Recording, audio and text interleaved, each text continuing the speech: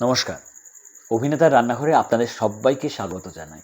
ডিম লোলা নামটা খুব অদ্ভুত এবং মজার, তাই না? ইন্টারেস্টিংও। হ্যাঁ, একদম। রেসিপিটাও কিন্তু খুব টেস্টি এবং খুব সহজ একটা রেসিপি। এবার আপনাদেরকে বলি যে এই নামটা কোথা থেকে এলো। বেসিক্যালি এই রেসিপিটা মৌমিতাদি মৌমিতা চক্রবর্তীর, যাকে আমরা সকলে লোলা বলে ডাকি। সে আমাদের দীর্ঘদিনের থিয়েটারের সহকর্মী, আমাদের বন্ধু, আমাদের লোকাল গার্জিয়ান, একাধারে সব কিছু। যদিও সে আমাদের মায়েদের বয়সী, কিন্তু সে সবসময় আমাদের গ্রুপে অলওয়েজ বিদ্যমান। সে আমাদের গ্রুপের সর্বকনিষ্ঠ মেম্বার। তো আমাদের যে কোনো পটলাক পার্টি, গেট টুগেদার, যে কোনো বার্থডে পার্টি, যা কিছু হয় আমাদের, সে এই রান্নাটা করবেই করবে, কারণ আমরা এটা খেতে ভীষণ পছন্দ করি এবং এটা তার স্পেশাল রেসিপি। তো তাই ভাবলাম যে আজকে আপনাদের সাথে এই রেসিপিটা শেয়ার করি। সে যদিও এটাকে কোনো নাম দেয়নি সেভাবে, কিন্তু আমি এটার নামকরণ করেছি ডিম লোলা, যেহেতু লোলা এটা রান্না করে, লোলার এটা স্পেশাল রেসিপি তাই। তাহলে চলুন আজকে আর দেরি করব না। আজকে অভিনেতার রান্নাঘরের রেসিপি ডিম লোলা। ডিম লোলা বানানোর জন্য যে যে জিনিসগুলো দরকার সেগুলোকে আমি এখানে একত্রিত করে নিয়েছি। চলুন আপনাদের দেখিয়ে দিই ডিম লোলা বানানোর জন্য কি কি জিনিস দরকার। দেখুন, এখানে আমি 4খানা ডিম সেদ্ধ করে এইভাবে খোসাটাকে ছাড়িয়ে নিয়েছি। এখানে আমি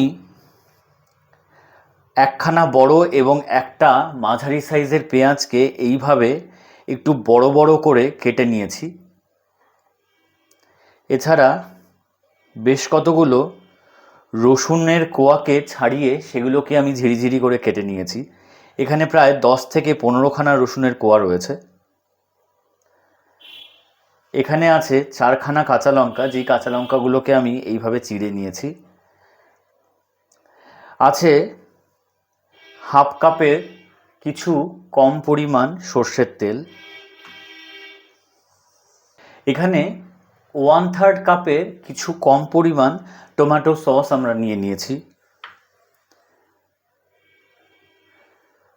আছে হাফ চা চামচ হলুদ। নুন আমরা স্বাদ মতো দেব, এই যে।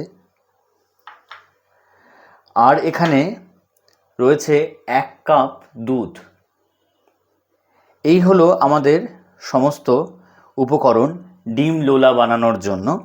চলুন আমরা প্রথমে ডিমগুলোকে ভালো করে ভেজে নিই। ডিমগুলোকে ভাজবার জন্য আমি গ্যাসের ওভেনের ওপর একটা কড়াই বসিয়ে সেটাকে খুব ভালো করে গরম করে নিয়েছি। এবার এর মধ্যে আমি কিছুটা পরিমাণ সর্ষের তেল দিয়ে দিলাম, এই দেখুন। এবার তেলটাকে আমরা খুব ভালো করে গরম হতে দেব। অন্যদিকে এই ডিমগুলোকে আমি নুন এবং হলুদ দিয়ে মাখিয়ে নিয়েছি। তেলটা ভালো করে গরম হলে আমি ডিমগুলোকে ভেজে নেব। এই দেখুন, তেলটা খুব ভালো করে কিন্তু গরম হয়ে গেছে। এবার আমি ডিমগুলোকে ভেজে নেব।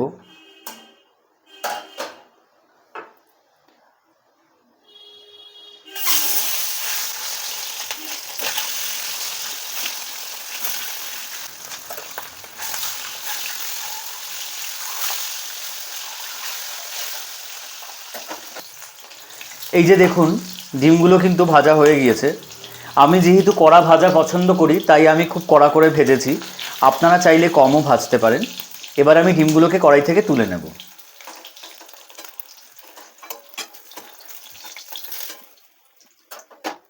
এবারে আমি কড়াইয়ের এই তেলের মধ্যে বাকি সর্ষের তেলটুকু দিয়ে দেব এবং খুব ভালো করে গরম করে নেব। তেলটা খুব ভালো করে গরম হয়ে গেছে।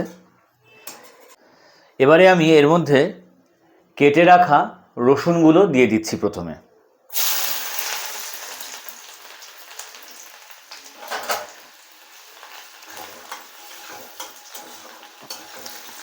রসুনগুলোকে আমি এইভাবে একটু নাড়াচাড়া করে নেব এবং তেলে দেওয়ার পর যখন রসুনগুলো থেকে গন্ধ বেরোতে শুরু করবে, তখন আমি এর মধ্যে কেটে রাখা পেঁয়াজগুলো দিয়ে দেব। এবারে আমি কেটে রাখা পেঁয়াজগুলো দিয়ে দিচ্ছি।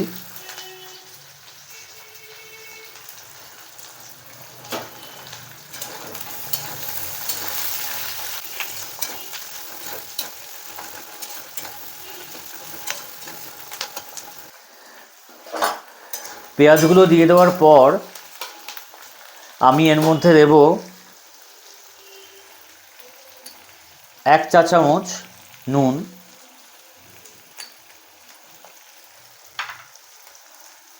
আর দেব হলুদ।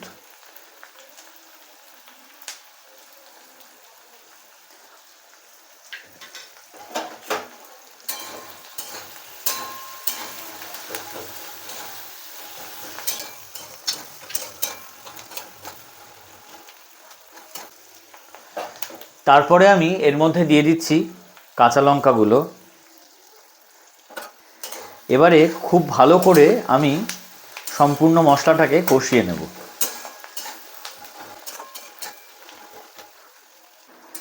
এই দেখুন, পেঁয়াজটা কিন্তু অনেকটাই ভাজা হয়ে এসছে। এইবারে আমি এর মধ্যে দিচ্ছি টমেটো সসটা। টমেটো সসটা আমি পুরোটা দিয়ে দিলাম এর মধ্যে।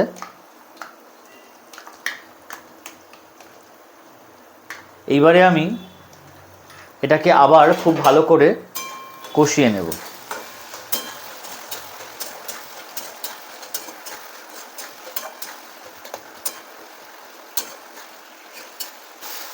এই যে দেখুন, মশলাটা একদম কষে গেছে। এইবারে আমি এর মধ্যে আরও কিছুটা নুন দিয়ে দিচ্ছি। আপনারা একটু টেস্ট করে দেখে নেবেন, নুনটা আপনাদের স্বাদ মতো দেবেন। এরপরে আমি কড়াইয়ের মধ্যে ভেজে রাখা ডিমগুলো দিয়ে দিলাম। ডিমগুলো দিয়ে দেওয়ার পর আমি খুব ভালো করে পেঁয়াজগুলোকে ডিমের সাথে এইভাবে মাখিয়ে নিচ্ছি। এরপরে আমি এর মধ্যে সম্পূর্ণ দুধটা ঢেলে দিলাম। দুধটা ঢেলে দেওয়ার পর আমি সম্পূর্ণ মশলা এবং ডিমটাকে দুধের সাথে ভালো করে এইভাবে নেড়ে নেব। তারপরে আঁচটাকে মিডিয়ামে রেখে আমি দুধটাকে ফুটতে দেব। এই দেখুন, দুধটা ফুটে গ্রেভিটা কিন্তু একদম ঘন হয়ে এসছে। আপনারা নিজেদের মতো কনসিস্টেন্সিটা মেনটেন করবেন গ্রেভি। আমি এরপরে এর মধ্যে 1/2 চা চামচ চিনি দিয়ে দিচ্ছি। চিনিটা আপনারা চাইলে নাও দিতে পারেন। তারপরে খুব ভালো করে চিনিটাকে আমি সম্পূর্ণ গ্রেভির সাথে এইভাবে মিশিয়ে নিচ্ছি। আমাদের ডিম লোলা কিন্তু প্রায় রেডি হয়ে গিয়েছে। এই দেখুন, আমাদের ডিম লোলা কিন্তু একদম রেডি। রুটি, পরোটা অথবা ভাতের সাথে এটা একটা জম্পেশ কম্বিনেশন। রেসিপিটি আপনারা বাড়িতে অবশ্যই ট্রাই করুন। কেমন লাগলো আমাকে কমেন্ট বক্সে লিখে জানান। ভালো লাগলে অন্যদের সাথে শেয়ার করুন। অভিনেতার রান্নাঘর চ্যানেলটিকে সাবস্ক্রাইব করুন, পেজটিকে ফলো করুন, লাইক করুন। ভালো থাকবেন, সুস্থ থাকবেন।